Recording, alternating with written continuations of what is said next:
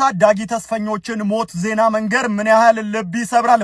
ይሄ ታዳጊ ይሄ ተመራቂ ለምርቃቱ በተገዛው በሬ ተወግቶ ህይወቱ ማለፉ ተሰምቷል።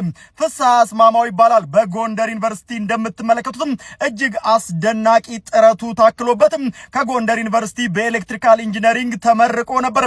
ታዲያ ለምርቃቱ ቤተሰቦቹ ጋር ወደ ጋይንት ሄዶ ማለት ነው ለምርቃቱ በሬ ተገዝቶ ተደግሶ እንኳን ለዚህ በቃ እንኳን ለቀጣይ ህይወት በቃ ተብሎ ሊመረቅ ባለበት ሰዓት ላይ ለምርቃቱ የተገዛው በሬ ወግቶት ማለት ነው ህይወቱ አልፏል።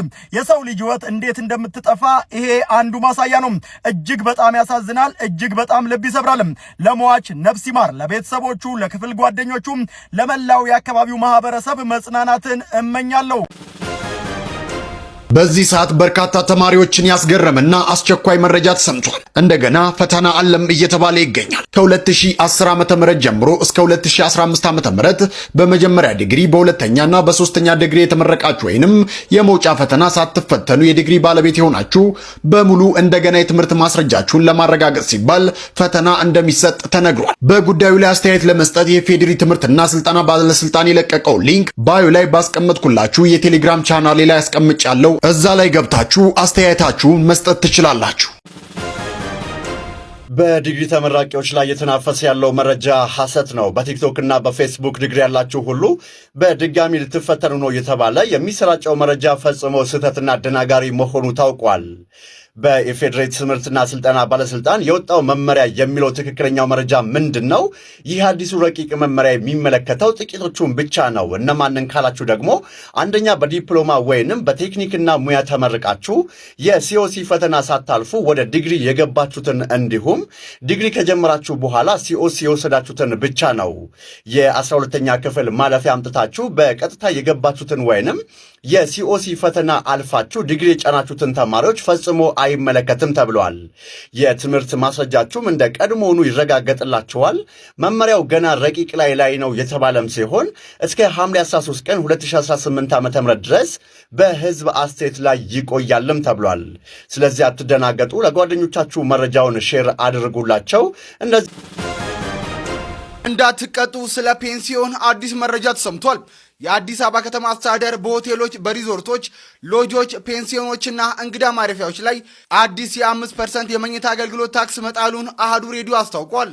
ታዲያ እንደተባለውም ተቋማቱ ከተጨማሪ እሴት ታክስ በፊት የመኝታ አገልግሎት ሰጥተው ከሚያገኙ ገቢ ላይ 5% እንዲከፍሉ የሚገደዱ ሲሆን የመኝታ አገልግሎት ሰጪዎች የክፍል ብዛታቸውንና የዋጋ ዝርዝራቸውን ለገቢዎች መስሪያ ቤት ማሳወቅ እንዳለባቸው የጠቀሰ ሲሆን የተጣለው የ5% ታክስ የመኝታ አገልግሎት ብቻ የሚመለከት እንጂ እንደ ምግብና መጠጥ ያሉ ሌሎች አገልግሎቶችን እንደማያካትት እንዲሁም የሰበሰበውን የ5% ታክስ ወቅቱን ጠብቆም ገቢ በማያደርግ አገልግሎት ሰጪ ወይንም ሐሰተኛ መረጃ ያቀረበ ግብር ከፋይ በወንጀል እንደሚጠየቅ አሃዱ ሬዲዮ አክሎ ዘግቧል።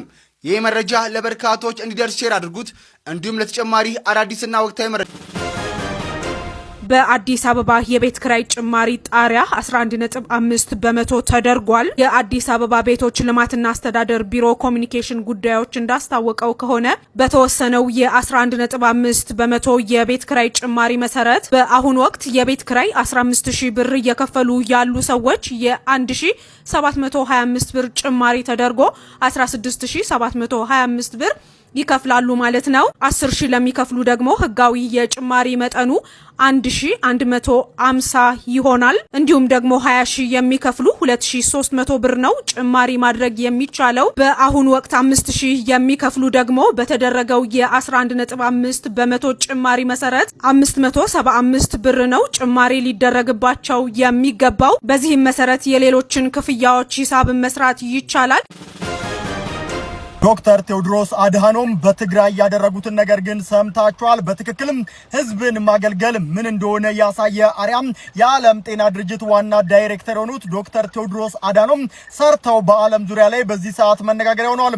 ዶክተር ቴዎድሮስ ከሚቺጋን ዩኒቨርሲቲ የተበረከተላቸውን $50,000 የሽልማት ገንዘብ በትግራይ ክልል በጦርነት የተጎዱ ሴቶችን መልሶ ለማቋቋም ለሚሰሩ 2 ድርጅቶች መለገሳቸው ነው የተገለጸው። ከሰሞኑ በመቀሌ ከተማ በተሰጠ ጋዜጣዊ መግለጫ እንደሰማነው ከሆነ ማምስ ፎር ማምስ እና የትግራይ ሴቶች ማህበር የተሰኙት ሁለት ድርጅቶች እያንዳንዳቸው ከዶክተር ቴዎድሮስ አዳኖም 2.6 ሚሊዮን ብር ደርሷቸዋል። የድርጅቶቹ ኃላፊዎችም ታዲያ ድጋፉ እናቶች እጅግ አስቸጋሪ ሁኔታ ውስጥ ባሉበት ወቅት የተደረገ ታላቅ በጎ ተግባር መሆኑን ገልጸው ገንዘቡን ለሴቶች የሥራ ማስጀመሪያና መልሶ ማቋቋሚያ ጥረቶች ከፍተኛ እገዛ እንደሚያደርግ በማብራራት ለዶክተር ቴዎድሮስ አድሃኖምም ትልቅ የተባለ ምስጋናቸውን አቅርበዋል። ህወሓት ከትግራይ ሰው እንዳይወጣ አላማጣ ላይ ማገዱ ተሰማ። በርካቶች በትግራይ ክልል ያለው ሁኔታ አስጨንቋቸው የተለያዩ መልእክቶችን በውስጥ እየላኩ ይገኛሉ። ከትግራይ የተለያዩ ክፍሎች ወደ አዲስ አበባ ለመጓዝ አላማጣ የደረሱ አውቶቡሶች ተሳፋሪዎችን አውርደው በባዶ አላማጣን ለቀው እንዲወጡ እንደተደረገ ገልጸዋል። በተጨማሪም ድጋሚ እንዳይመለሱ እንደተነገራቸው ገልጸዋል።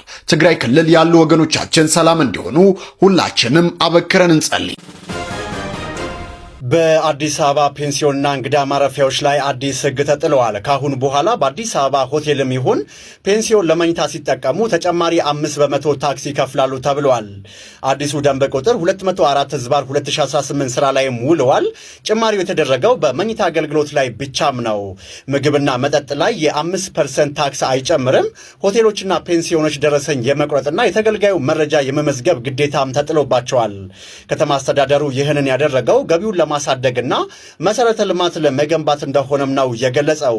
እናንተስ ይሄ ጭማሪ በፔንሲዮን ተጠቃሚዎች ላይ ተጽዕኖ ያመጣል ትላላችሁ? ሐሳባችሁን በኮሜንት ላይ አጋሩኝ። ቡና ለሚጠጡ ሴቶች አዲስ መረጃ ተሰምቷል። ይህንን ቪዲዮ ቡና ለምትወደው ሴት ጓደኛችሁ ላኩላት። ቡና እየጠጡ ምንም አለማድረግ የብዙ ሴቶች ሆቢ መሆኑን አንድ አዲስ ጥናት አረጋግጧል። ጥናቱ እንዳለውም በአሁኑ ወቅት በርካታ ሴቶች ሆቢያቸው ወይንም የትርፍ ጊዜ ማሳለፊያቸው ያለምንም ውጥረትና የሥራ ዕቅድ ቡና እየጠጡ ምንም ሳይሰሩ ዘና ማለት መሆኑን አረጋግጧል። እንደሚታወቀው እንግዲህ በርካታ ሰዎች ቡና ከጠጡ በኋላ ነቃ ብለው ወደ ስራ ይሰማራሉ። ነገር ግን ቡና ጠጥቶ ምንም አለመስራት አሁን ላይ ሆቢ የሆነ መምጣቱንና በርካታ ሴቶች በትርፍ ጊዜያቸው የቡና መዓዛ እያጣጣሙ መጠጣትና ከዛም ምንም ሳይሰሩ አይምሮአቸውን ሪላክስ ማድረግ እንደሚያስደስታቸው አስታውቋል። ይህንን ጥናት እንዴት አያችሁት?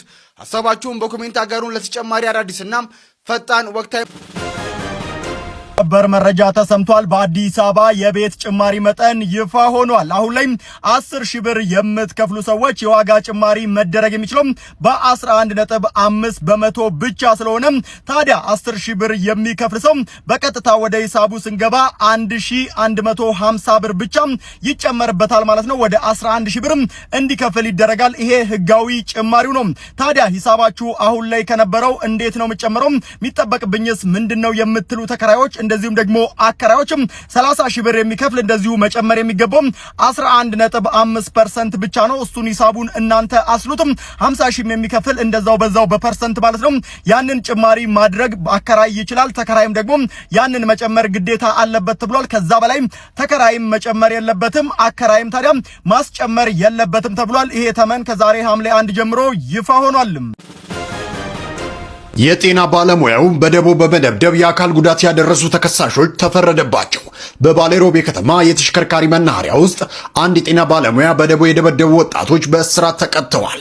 አንደኛ ሱልጣን ሁሴን፣ ሁለተኛ ኢብራሂም ሁሴን፣ ሶስተኛ ቦንሳ አወል የተባሉ ተከሳሾች የአንደኛ ተከሳሽ የእጅ ስልክ ጠፋ በሚል ሰበብ በአንድ የጤና ባለሙያ ላይ በደቦ ከፍተኛ ድብደባ በማድረስ የአካል ጉዳት አድርሰዋል። ሚያዝያ 8 ቀን 2018 ዓ.ም ከጠዋቱ 1 ሰዓት ተኩል ላይ አሮጌ መናኸሪያ ውስጥ የጊኒር ከተማ ጤና ጽሕፈት ቤት የጤና ባለሙያ የሆኑትን ዋቆ ከድር የተባሉትን የአንደኛ ተከሳሽ ሞባይል በመጥፋቱ ወስደሃል በሚል ያልተረጋገጠ ማስረጃ በቡድን ተደራጅተው የድብደባ ወንጀል ፈጽመውባቸዋል። አቃቢ ሕግ ከፖሊስ የቀረበውን የምርመራ መዝገብ ተመልክቶ በውንብድና ወንጀል ክስ መስርቷል። ክሱን የተመለከተው የሮቤ ከተማ አስተዳደር ከፍተኛ ፍርድ ቤት ሐምሌ 1 ቀን 2018 ዓ.ም በዋለው ችሎት እያንዳንዳቸው በ2 ዓመት ከ3 ወራት እስራት እንዲቀጡ የወሰነባቸው መሆኑን ምክትል ኢንስፔክተር ታምሩ ጌታቸው ለብስራት ሬዲዮ ተናግረዋል።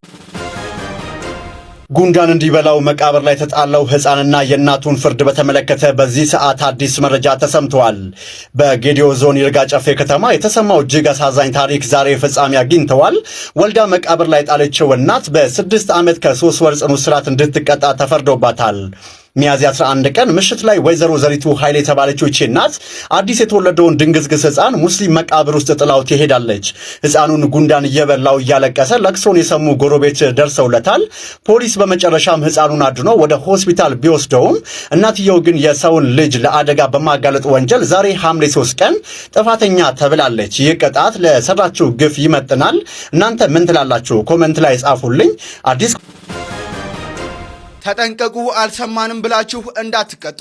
በአዲስ አበባ ከተማ የቤት ኪራይ ውል ያላደሱና የተቀመጠውን የዋጋ ጣሪያ ያላከበሩ አከራዮች ላይ የገንዘብ ቅጣት እንደሚጣል ተደንግጓል። ታዲያ በዚህ መሰረት የቤት ኪራይ ውል ሳያድሱ እስከ 2 ወር የቆዩ አከራዮች የ1 ወር ሙሉ ኪራይ እንዲቀጡ ይደረጋል። ከ3 ወር በላይ ውሉን ሳያድሱ የቆዩ ደግሞም የ2 ወር የኪራይ ክፍያ ያህል ቅጣት ይጠብቃቸዋልም ተብሏል።